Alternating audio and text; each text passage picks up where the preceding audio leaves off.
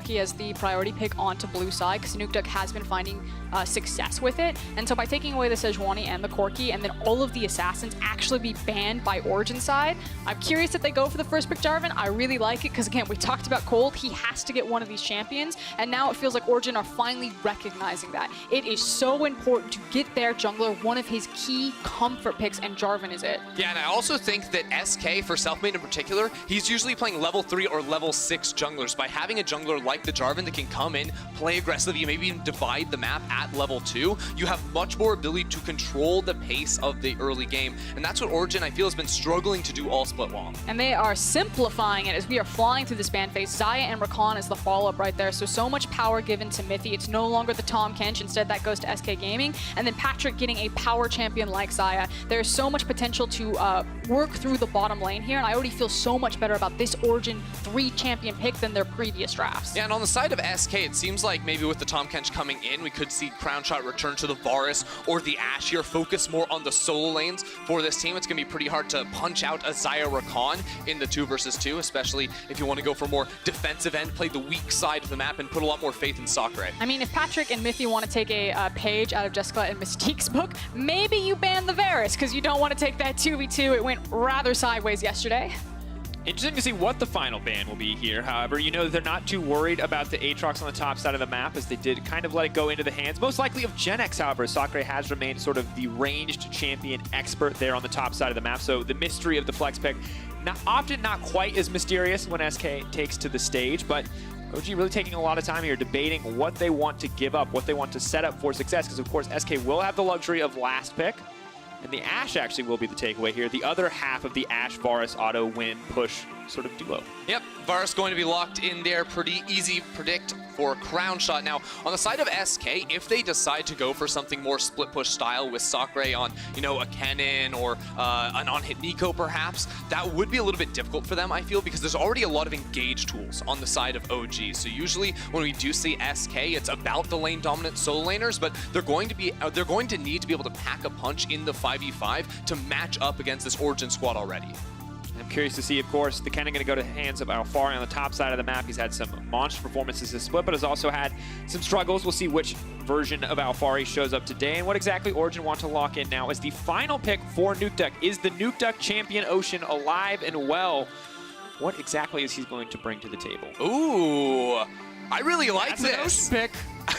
Well, you have to expect it, because look at all those possible mid lane bans. The Corki, the Azir, the Akali, the Sylas, and the Qiyana, everything got hit. We had to go all the way down to find the Taliyah. Now, Taliyah is being played in the LCK and the LPL, and I actually think she combines rather well with the likes of Jarvan. You have the flick, you have the flag and drag. It sets up for great gank potential if Kold wants to give Nukeduck some early attention. Yeah, it also means that playing for side lanes post level 6 to get those 2v2 roams off when you bring your jungler alongside you to make plays happen is going to be a very strong pairing. Now, for SK, they go for the Rumble, so not the range top laner for Sacre, but instead the team fight power and some softer long-range initiation with the Equalizer. But it was one of those bets of, is this Aatrox actually a flex pick? And I have no doubt that Sacre can play it, but we know him more as the mage top lane player or the range top lane player, so it is the Aatrox going into Jenax's hands. And now both team comps sit before our eyes. Origen, so many components that allow them to team fight if they want to, but could still see Alphari go towards more of an AD option if he wants to be the split pushing threat. On the opposite side, Sacre does his best to answer some of that AoE damage with Rumble and the Equalizer. But what are we looking at for win conditions for both these lineups? I mean, SK Gaming hit very hard in the midpoint of the game. You're looking at level 11, you're looking at 2 items. Anytime you have that Rumble ultimate, there's a big power window for SK Gaming. Now, the same thing can be said for portions of Origen's comp, but I like their scaling a little bit better. Yeah, especially when you look at a player like Patrik down bottom side on that Xayah, going to be doing a whole lot. Remains to be seen what Alphari goes for, whether it's the on-hit to dominate anyone that matches him in a side lane. Could go for stuff like the Wit's End and really bully out a Rumble. Or if Origen want to simplify, like we asked them to do, that AP Kennen to just make it the pure team fight. All eyes on both these lineups. This is an elimination match, ladies and gentlemen. SK Gaming or Origen. Someone will be leaving this match without a chance in playoffs.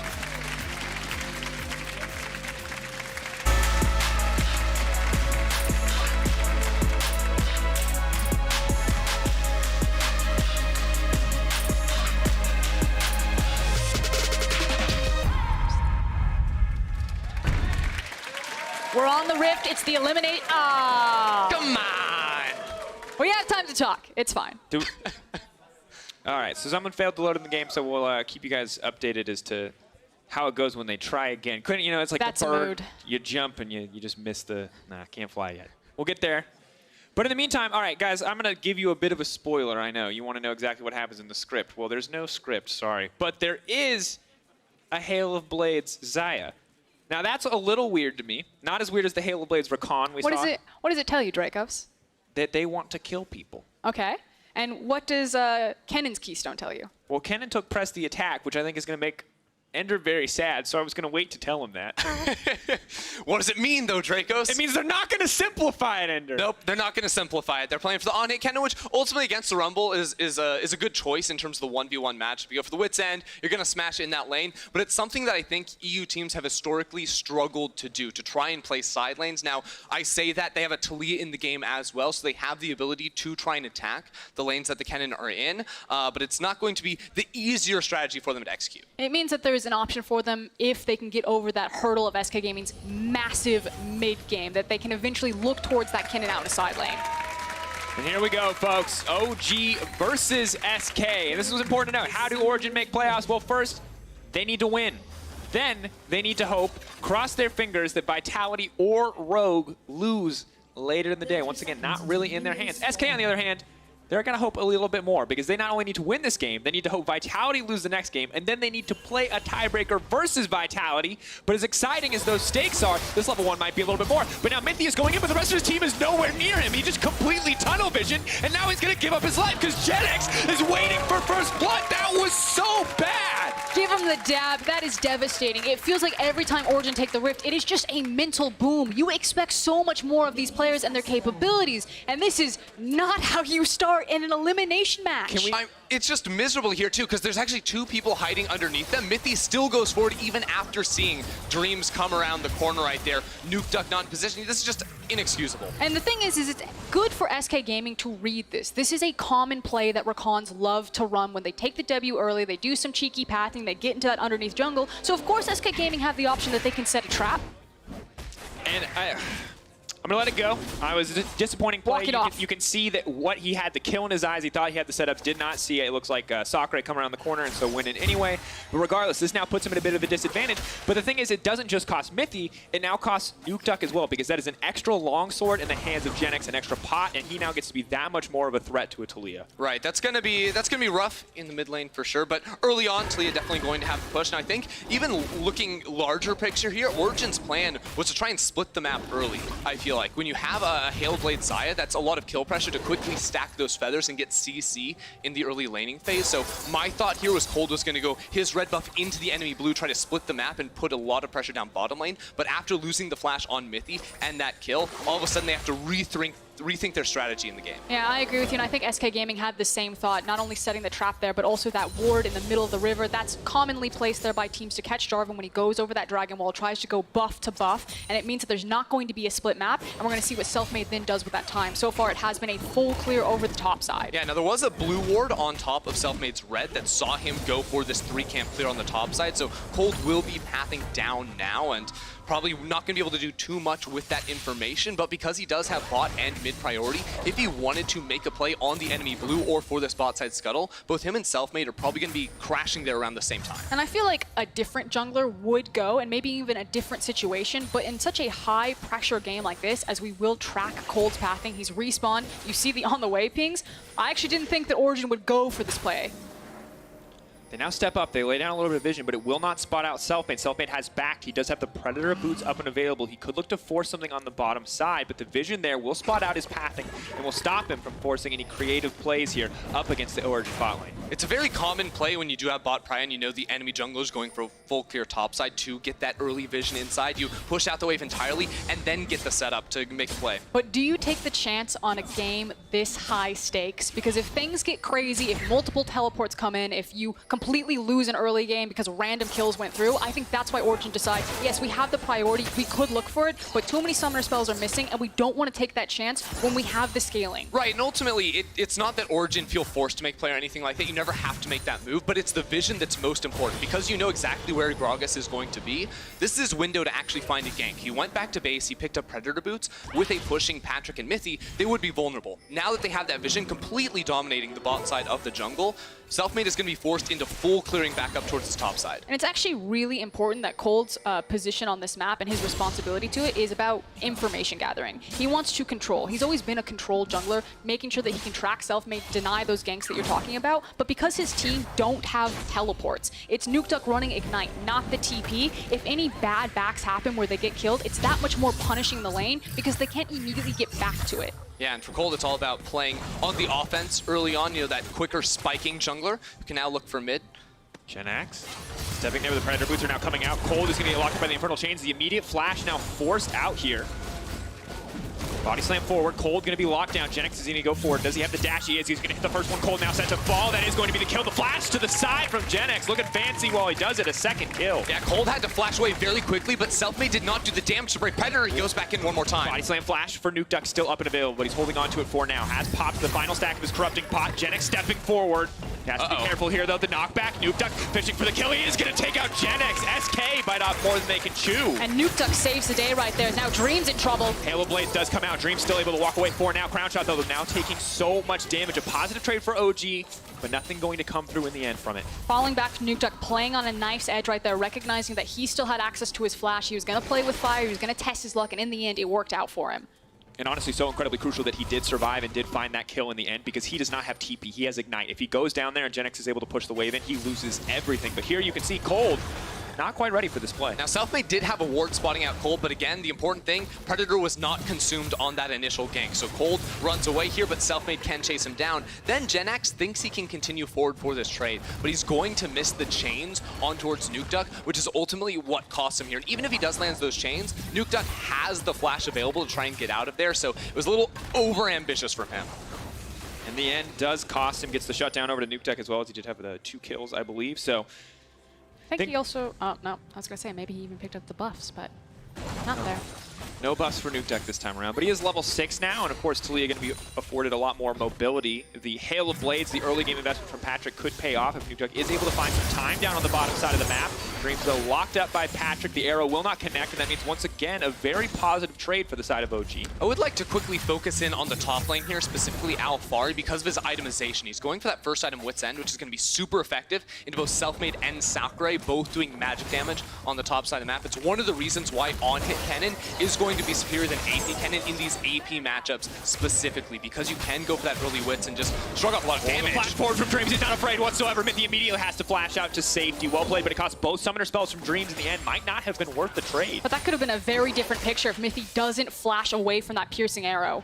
And Taliyah, of course, spotted out on the ward. The team immediately knows that it is time to back off. That is not Crownshot's moment to commit the flash as well, because the Weaver's Wall would have come out in an instant. But you now know that Mithy's flash is down. Crownshot's level 5, getting closer to level 6. There it is. And now Mithy has to play much more cautiously around this, because this is Crownshot just looking for an opportunity to flash ult. Predator now coming in. Kold realizes he's behind the play. They already pinged this one out a mile away, and it means that the information will be there. The Vision Ward sees them as well.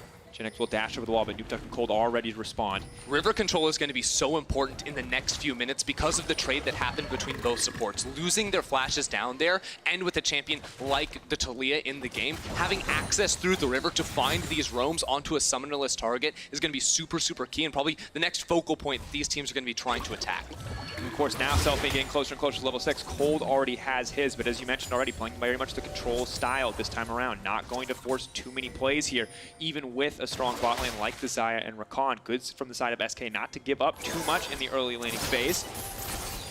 Mithy and Patrik just doing what they can to reset, to restart here on the bottom side of the map. I mean, it helps that it's a Cloud Dragon, so no one's really pressured to force plays, as we've kind of been talking about. As Dreams stops the back.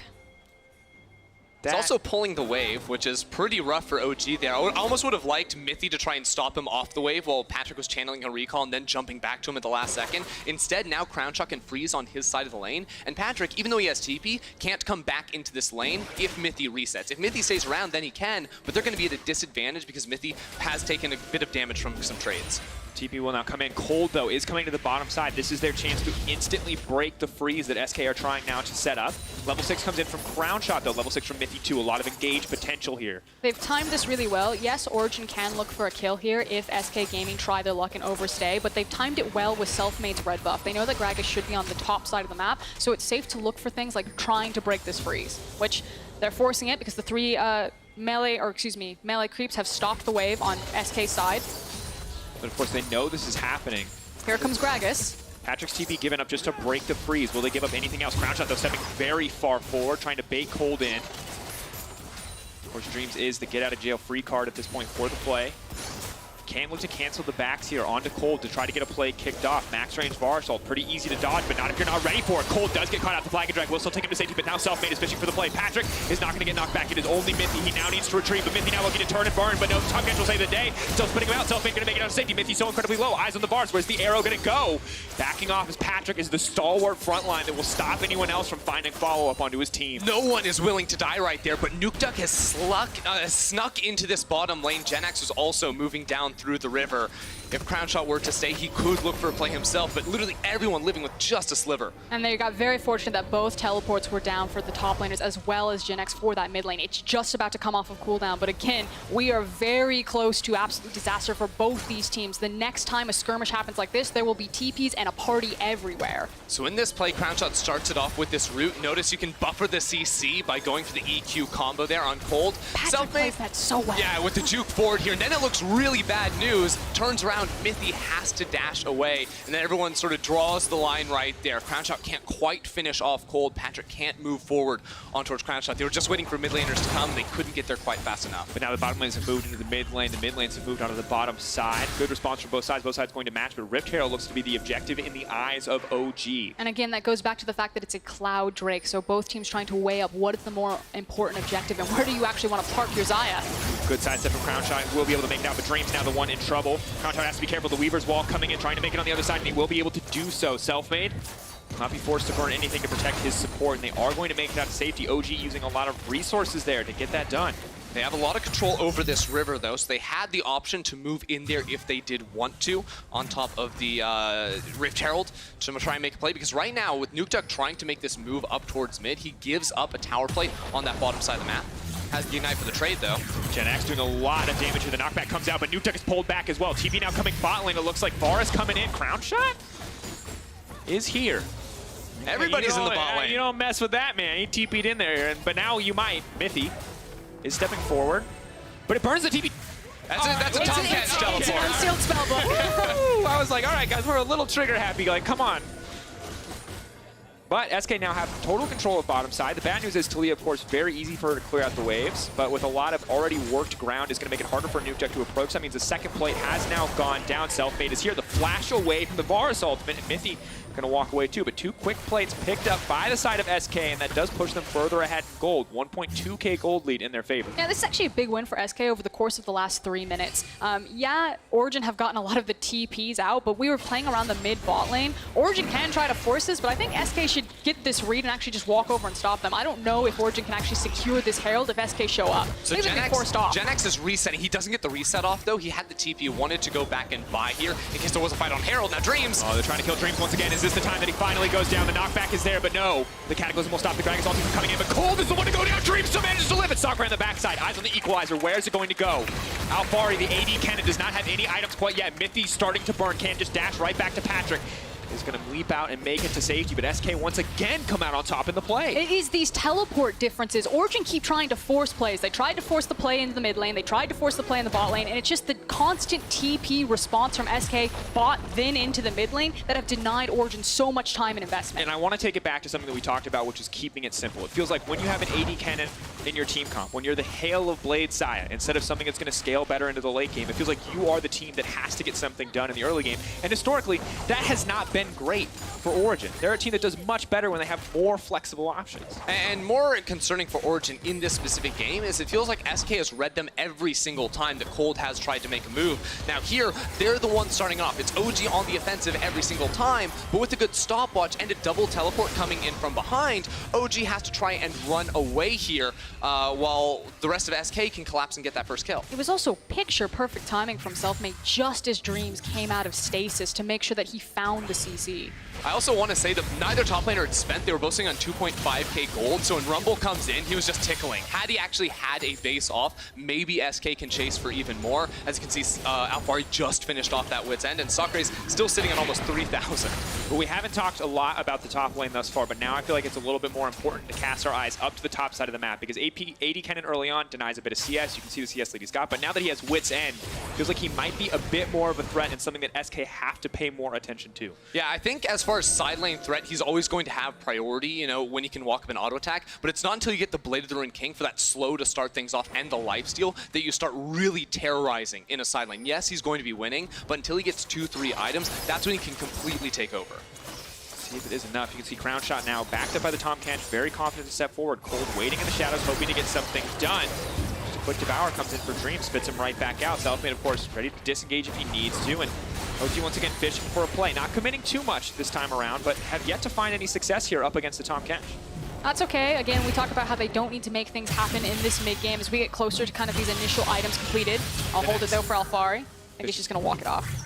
Trades ult for ult, though. That's very big. Aatrox ult not nearly as important as the Kennen ult in the grand scheme of things. So right now, OG need to focus on putting Alphari in the matchup versus Sacre. Because he went for the matchup-specific item in the Wit's End, he's not going to be super happy dueling against Jenax, especially because he's going to have lifesteal as the Aatrox. So these longer trades and the longer they stay in lane, Jenax should be pretty comfortable in this matchup. So I expect to see Alphari get out of this top lane and continue to try and chase Sacre around the map. That certainly slows down what SK Gaming want to do if they fight over the top side of the map, because Sacre is still missing his TP, so while he is trying to dodge around this Kennen matchup as Alphari will chase him around the map, it means that if Origen force the Rift Herald, Sacre has that much farther to walk up to participate with the 2-point Rumble ultimate at level 11. And now you see Alphari going back to the bottom side of the map, trying to secure that comfortable matchup to continue to extend his lead. Even opts to go for the Berserker's Greaves here to just push even further into some attack speed optimization to let him bully out. But you already saw the Weaver's Wall now used in the mid lane as well, so a lot of cooldowns gone for the side of OG. Now with the pressure bought from Sacre bottom lane, he's now walked all the way up the river. Alphari has no teleport, so this is SK's chance to take Herald. Yeah, and I think it's not just their chance. I think they're going to try to really hard force this, because you have a small window to do that where Sacre can be freed up to walk up here. Sacre, of course, silenced by the overheat here. Dreams just walking forward, completely unafraid. OG not going to get really anything in that play. We'll buy them a bit more time for Alphari to continue to move into the bottom side of the map. 16 minutes, so no plates there for him, but we'll be able to grab the solo turret kill. Gold 450 into his back pocket as the Herald does drop in the end. Origen really want to clear out this mid lane wave so they don't risk losing their own tower. I did feel like maybe they were a little bit slow. They had an opportunity to move into the Drake themselves while Alphari was picking up the tower, but they will secure first tower. They will secure control over this bot side river, and with Jenax not having teleport, they could still maneuver into this if they wanted to. Of course, complete control around the bottom side with Alphari pushing forward. Kold, though, opting to back instead of trying to contest the Drake. Don't want to give anything up here for this. Jenax backing top side as well. I mean, the Drake is just kind of like a consolation prize at this point. It feels like the next play is going to be focusing around the Herald. Obviously, you'd like to use that mid lane and then force the tower down. But as Ender was talking about, you need to make sure that you have control of the ward, or excuse me, the wave, so you don't just send the Herald in there and have it immediately eliminated. So SK are going to have to pull a lot of resources. You can see Origen are gearing up to do the same thing. They use the TP, they pulled multiple members into the mid lane, and it's now about, can SK Gaming either find a pick or clear Origen out so they can make the most off of this Herald, or will they actually be forced to use it in a side lane with Aatrox? Maybe not an ideal use case. Of course, the bottom lane tower quite low. But Kennen will be there to defend up against Jenax's Aatrox. As the death stands, though, so sustained for both parties on the bottom side of the map. We'll see what the melee champion Aatrox can actually do to the tower. Alphari is still very confident to step forward. But as you mentioned, Froskurinn, eyes on that Herald cooldown. It looks like it will be used here by Selfmade. Both creep waves gone, so it's just going to be the Herald alone charging into the tower. I thought this was a slow use on the Herald right there. They had zoned 2 members of OG up towards topside. There were also 2 members of OG in side lane, so it was really just Patrik in mid to try and defend. They still end up getting this charge off, but Nukeduck is on the side. Crownshot really has to be careful here. Dreams already using that. Crownshot now locked up in the midst of the fight. They need to make it out to safety. The flash shot already being used. Crownshot walks back for a brief moment. Kold is knocked into the middle of the team, and that's going to be the sacrificial Jarvan. The rest of OG now has to run. Jenax fishing, looking for a play here, but a lot of trade damage means SK are just going to back off. And really good response from SK to just wait for it, then pop the cask out and pick a great kill. Now they have the numbers advantage. They can continue to sit around, wait for this wave, and force down the tower. You can see where the delay was almost problematic for SK, but now with the tower being so low, if OG stick around, they could be in big trouble. Huge equalizer. You're going to take about half of Mithy's health in an instant, and now the tower will fall as well. SK extended their gold lead. And remember, both these teams are playing for their lives. If OG lose here, they finish the split in 8th place. From a 2nd place finish in spring to 8th place and no playoffs for this lineup would be a disaster. And Origen actually tried to set this up so well. Take a look at the top wave. The reason why Sacre is up there picking it up is because Nukeduck had shoved it in to force the Rumble to respawn and then made his way down here to attempt the flank. But because they're able to pick off Kold, they can't force the play, they can't find it when they felt that they had the numbers advantage. It just means that all of Nukeduck's effort and work means nothing. SK Gaming get the Rift tailed off, they get the mid tower, they pick up the kill. It feels great. It's also really hard for Origen to try and defend Kold when he uses that Zhonya's right there, because Mithy, even though he can engage, he's super squishy, so he can't be like an all-star and walk in there and buy a lot of time for his Jarvan to come out of stasis and then escape. So once Kold goes in, he is going to be dead almost every single time, because SK have the ability to turn very well with both the Gragas cask and the arrows from Varus. Easy to line up that cooldown on the back of any Zhonya's type effect. Of course, stopwatch now gone for Kold. Definitely not ideal in the plays to come, but still have to keep our eyes on the Cataclysm. Now, Alphari getting closer and closer to that 2-item point. You mentioned it earlier, Ender, that Blade of the Rune King might help him finally be the lethal threat that OG needs. So what I want to see OG do is now try to play through him in side lanes, enable him, put vision down so he can force his way up through lane, give him the pressure he needs to be able to walk up and hit the tower. The hard thing for them is going to be to make plays in side lanes because of all the globals and TPs that SK have available. Yeah, and that's the thing. SK on the other side want to make sure that Sacre is dodging that Kennen matchup well, that they're trying to match him across from Jenax, and you can see Jenax, with the help of SK Gaming, force him off the tower, will now take it, and make sure that Sacre is not facing off against Kennen, but he's instead using his ultimate in big team fights. So because the Baron is the objective that has spawned, Alphari wants to be in bot lane, right? So that's why Jenax is always going to be the one going down there, because that way they can sort of guarantee the matchup that they do want. XK know they never want to be sending, or OG never wants to be sending the Kennen up top side. That's where Nukeduck is going to be almost all the time. So you can see Alphari just bailing out of this lane to come and pick things up in the mid, because OG are feeling like they're not getting what they want on this map right now. And Alphari, of course, CSing so much in the side lane that he has now accrued a bounty, only 150 gold, but will make him that much more of an enticing target if SK do want to go for the collapse. However, instead, it's now SK's turn to fight for control over this Baron. They pushed out the mid lane. You can see Patrik catching the wave, and that means they get priority to move in and to try to take control of this area. And also a reminder, in terms of itemization, this is where SK Gaming's comp is really strong. So if it's a fair fight, they are going to hit like a truck right now. Origen need to survive long enough, get to a couple more of their item breakpoints, and then it'll feel much better unless they can create an unfair fight with some of their globals. The items you're specifically mentioning, they're coming through on Crownshot, right, with the Runons now for that AoE damage. Jenax 2, 30% CDR now on the Aatrox with the armor shred. And then they're going to go for the instantly just delete him. Stopwatch buys a bit of time. Mithy is going to make it out, but that's the AD carry dead, even with the feathers up. Patrik was just not fast enough. He just got one shot right there from Selfmade. Now without an AD carry, yes, Alphari can TP into this fight, but SK making a big power play. Are they going to go for the Baron, though? I don't think they are. Instead, they set their sights on the top side of the map. They're going to put their 3 back into the mid lane to clear these waves out, just taking these small advantages. Sacre left up against the Kennen, not ideal. Can try to use the equalizer to clear the wave, and he has done so. Origen actually did a really good job after getting picked by denying SK just walking towards the Baron by hard forcing into the mid lane, and it actually bought time for Alphari continuously in this matchup that he wants to be in across from the Rumble. So it was trying to make the best of a bad situation. Dream's now going to be in trouble, is knocked back. The exhaust does go down onto Nukeduck.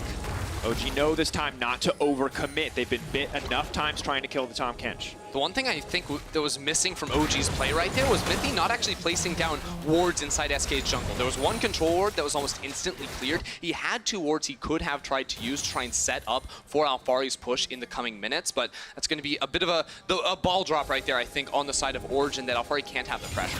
So as we go through this replay, it's really important to also recognize that Origen are going to race into this river, try to clear out vision. There's the insta-kill.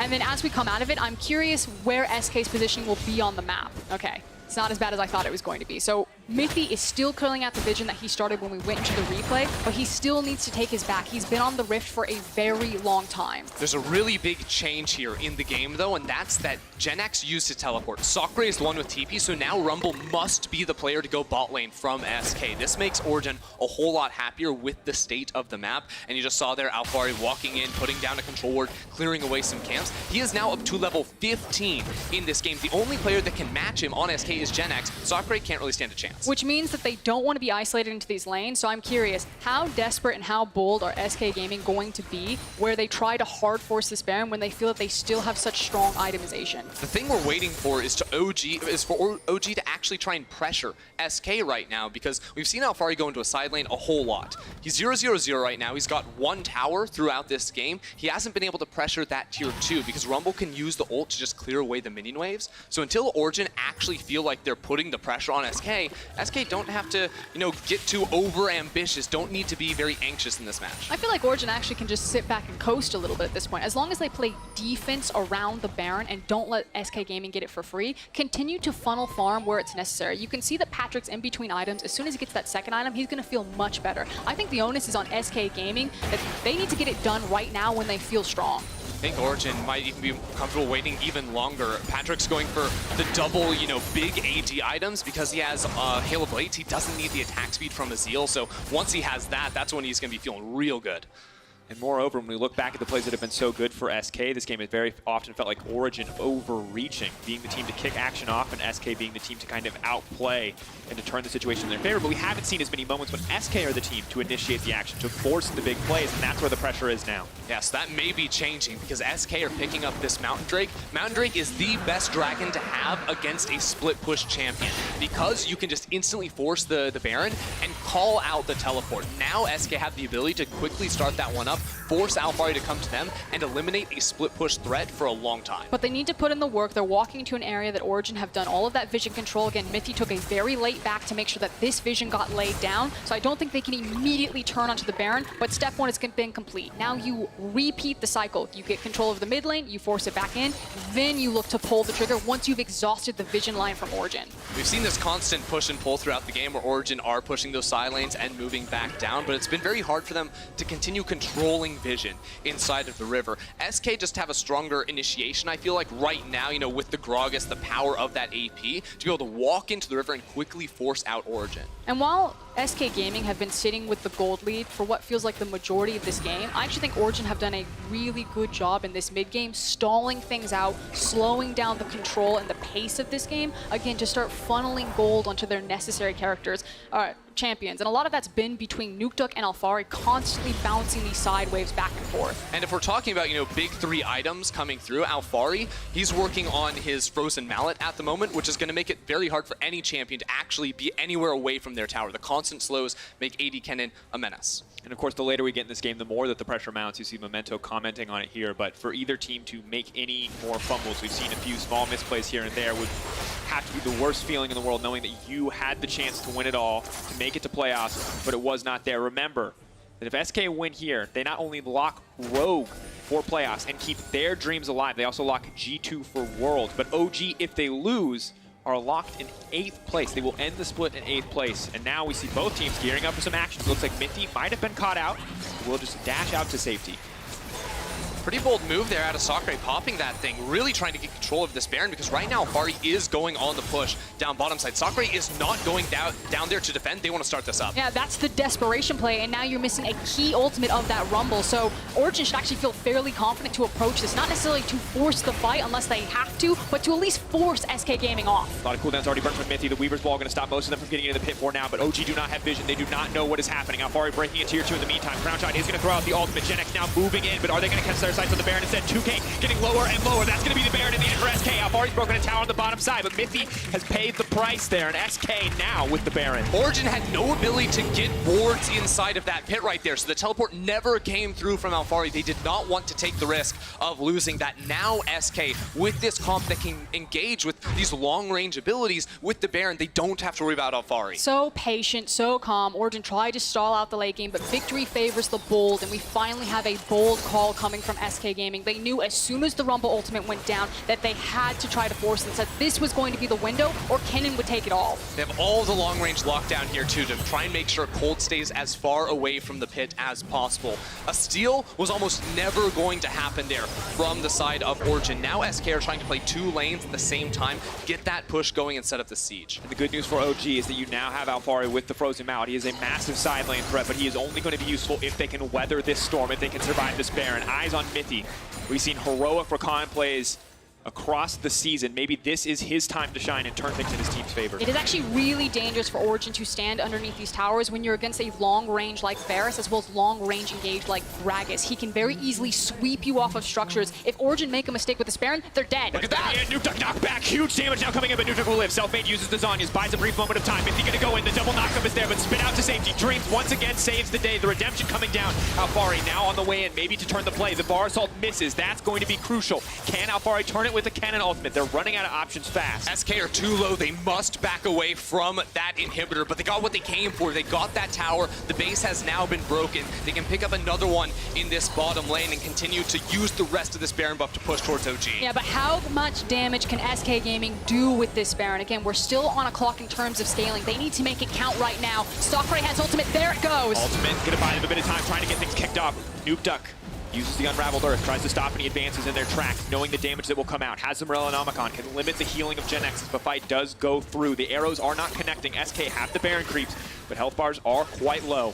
Really surprised to see SK staying on the map for this. They could have looked for a reset, come back onto the map with the remaining minute of their Baron, but they don't want to slow down. They had the TPs too if they wanted to. Instead, the minion waves are arriving. They want to make one more bet, and they have the Gragas cast back up. Yeah, I think you chunk health bars, you try to see what you can get, and then if worse comes to worse, you're forced to use the TPs. You have the numbers advantage, the health advantage, and look for the end. Just knock them away from the turret here if you want to go for the siege. Here goes Kold! Kold trying to find it. Mithy now moving into the backside, but for now, Crownshot has been kept alive. The bar's now trying to turn. Alphari doing what he can, but it is not the AP. It's Jenax on the flank. Maybe this is his time to shine. The lockup will not come through. Crownshot's still alive. The double kill. The Varus is simply too strong. And this is it. Go!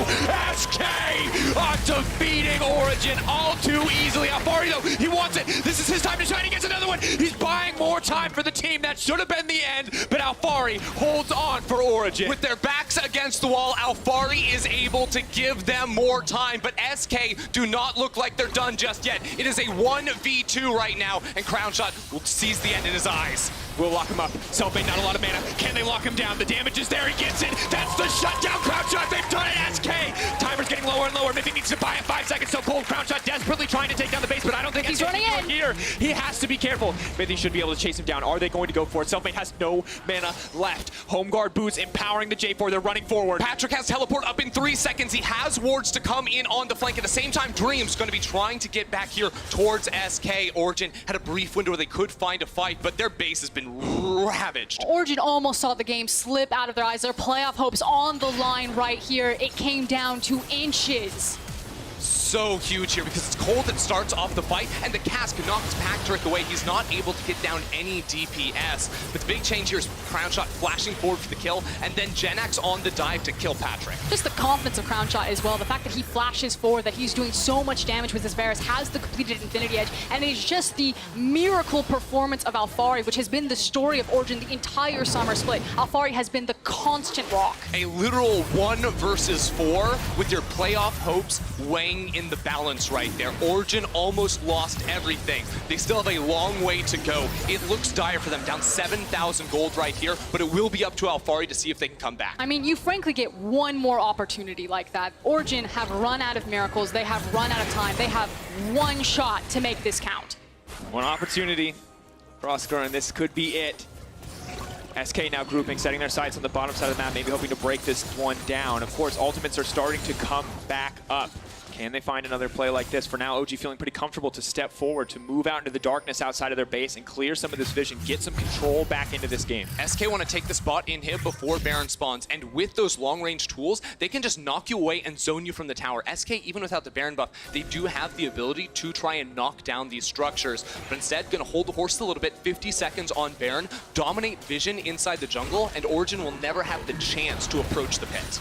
In terms of checking in on itemization, Origen are getting closer and closer to that scaling that we keep talking about. Issue is that Patrik had to take a right turn, grab the Hex Drinker, so he's only sitting on the Essence Reaver and the Eye Edge, whereas on the other side, you do have kind of that super tank status that Kold has reached, now having access to the Gargoyle Stoneplate. So in this time window that we're looking for the Baron, if Origen can even approach it, if they can stall it long enough, you need to get Patrik to that third item. And Origen, the way they need their team fight to play out is they need SK to run into them. They need to kite back with the Kennen and the Xayah, keep those two carries alive, and then just maybe they have a chance. But right now, SK and Crownshot in particular are so ludicrously strong that any fight inside the river must favor them. It does need to be pointed out, though, that Crownshot burned his flash very aggressively in that last engagement. Does have the GA, but can be punished. He needs to play this one much safer, so eyes on Dreams to make sure that Crowny can continue to play so aggressive on the front lines. More importantly, if you're an Origen fan, eyes on Mithy. He has the flash. He's on the Rakan. He can be the difference maker. Nukeduck's flash coming up as well. Split briefly. Dreams can't eat himself. He's going to be forced to walk around the corner. I think he's using it more so to try to gauge where SK are.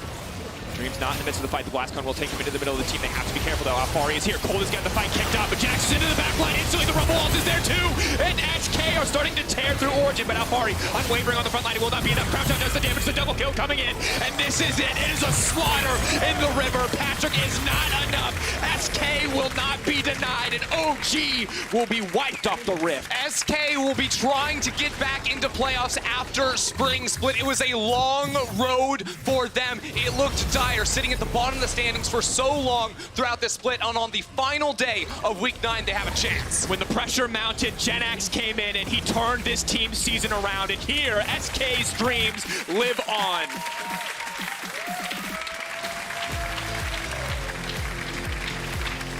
And that man on your screen gave an incredible performance alongside the likes of Jenax. Crownshot on the Varus, aggressively flashing forward, making sure that he was itemizing for the damage, empowered for his team, and has been the consistent rock for SK Gaming despite all of the turmoil. And honestly, so much of SK's story in the LEC thus far this year has been the story of individual performers stepping up, but this was one game where they did look like a team, where every single member contributed. It was the Rumble Walls, it was the Gragas, it was the Tahm Kench saving the day every single time when it mattered in the early game, and honestly, an incredible turnaround of the split from the side of SK. They needed every single piece of the puzzle to fit together perfectly today, and that's exactly what they did here. Beautiful stuff coming through from this team. Playoff life still a possibility for this squad, that their chances were so minuscule coming into this final week of regular play. Puts more pressure, of course, as we move into Game 3 for Vitality. If they lose there, they will play the tiebreaker versus SK. But as we look to the opposite side, is a somber story for the Origen lineup from 2nd to 8th. Of course, their spring performance will buy them a second chance in the regional qualifier. They will still get a shot at Worlds, but it is not the summer season that they wanted. I mean, it's frankly a heartbreaker for Origen and a head scratcher for everyone watching. It seems so confusing to try to diagnose what has happened to Origen, from finals to missing out on playoffs. It is a massive fall from grace. It's just frankly shocking here for this squad. As you said, one more chance, and maybe one more chance for SK2 to get that 6th place spot. The possibilities are there for this team, where it looked so dire for so long. Well, let's not let this be the eulogy of OG. Instead, let's celebrate a little bit for SK. It was an incredible performance from this team to keep their dreams alive, and it started with individual moments like this. Selfmade coming up so huge there, and then around the Baron. The coordination of this is not the easiest thing. Making sure you're layering these spells out to make sure the Jarvan cannot enter into the pit. Beautiful stuff from them, and the man on your screen too, Jenax, huge in fights. Massive a score line. Finished that game 8-2-3 onto the Aatrox. Has been the absolute game changer when he joined this squad. He flexed on the Corki. He now got to show off his Aatrox, and he is a star in the making.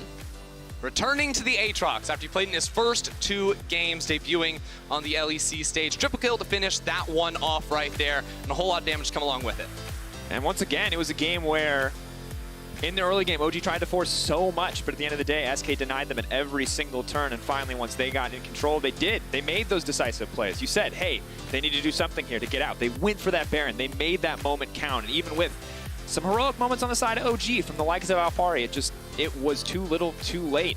SK taking over. Yeah, nothing that Origen could do after Selfmade just read Kold and the rest of his team like a book in the early game. Every single time Origen tried to make a move, SK was always waiting to respond. They had the teleports to come in and take these numbers advantage fights. It was just really clean League of Legends all around from this team.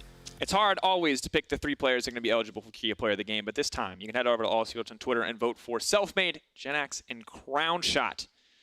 And frankly, Crownshot, but like, I don't know if you can vote for Crownshot without also a vote for Crownshot is also a vote for Dreams as far as I'm concerned, because that duo felt like the biggest deciding factor. And we're just making up rules on the last day of the season. Why not? This is the only day they're going to count, so I'm going to say Jenax. Jenax, pretty good. I mean, Selfmade did one-shot Xayah. I'm calling Selfmade on this. Jungler. Junglers, all the way. Gonna have to see. Well, it's interesting. I don't know. We're gonna have to find out exactly who will win the poll. I think it's always a little bit biased for the hype AD carry, especially when you're playing a dashless AD carry. But for Jenax to be a rookie, I think he gets like extra bonus points, and then when you one-shot an AD carry, you also get. I mean, he was like the second wind of that team. He came in, you immediately saw a change. These are some serious mental gymnastics to not give the award to Selfmade right now is all I'm trying to say. This is the only kind of gymnastics I can do, Ender. All right, well, let's see what Jenax and Selfmade have to say after that win. Thank you, guys. Thank you, guys. And I mean, it's getting closer and closer. A few weeks ago, you guys didn't believe even in playoff, and like, you're one step away from making it. So, Jenax, tell me about the progress you guys made as a team since you joined the team a few weeks ago. I mean, I think we did a really good job at finding our identity as a team. Like now we are playing much more aggressive, much more forward. We look for more fights, especially in the early game. Our mid game is still a bit sloppy, but we are getting there. I want to know what goes through a rookie head in this situation, because when I talk to the rest of the team, everybody was saying that pressure has a good effect on you, but how do you live it? I mean, I don't really feel the pressure of like making playoffs or not making playoffs. I have more the pressure of like performing well and doing like the job that was given to me in draft. And like before the game, I'm always a bit nervous, but I think I can use it for my advantage, and I don't feel any pressure in game. About performing well, you guys smashed OG here. So who should get player of the game, according to you, Selfmade? In my opinion, better bot lane always wins, so I would vote for Crownshot. Nice one. I saw many, more about the game now. I saw many bans towards mid lane. We know that Nukeduck has an ocean of a champion pool here. So weren't you worried at any point that even banning many mid lane champs, he would get successful? I think we banned only Azir and Corki, right? Those two which are like the stable mid laners that most of the teams in LEC play. And I don't think Azir is that strong. Corki is obviously super broken. But like when you play on stage, people play more passive, I would say. And when it goes to like minute 30, 40, those champions start to pop up. So we decided to take them out from him. All right, well, looking in the game, you guys have an amazing early game. Things were a bit slower in the mid game. You guys spent a lot of time around mid lane, having a hard time to just fix the wave and then head up to Baron. So can you tell me why it took you such a long time to just head over Baron? I'm actually not too sure why. Or like the thing was that with the matchups that we had, even though we were like ahead and winning, they still are able to push us out. So they are normally first or even in the rotation. So it was kind of hard to like push them out. Okay, well, moving on to the next stage of the game, I want you guys to look at this replay. There's, I think, 1 minute left on the Baron, and as the casters were saying, you guys should have maybe reset there, but you still forced the fight. I mean, OG goes to you, so I want you to tell me why you knew that you could take the fight here. I mean, I think we can take this fight because, as you can see, like Aatrox may be a bit unbalanced. Like, I can just jump in, heal up again, and then, yeah, if he played a bit cleaner, then Kennen would also not be able to kill me. I was walking into tower again. But yeah, our champions are just a bit too strong at that point, so we can just go in and dive. All right, well, you weren't worried at any point that you could lose the game at this point, right? Well, not really. I felt like we won the game when they first picked Jarvan.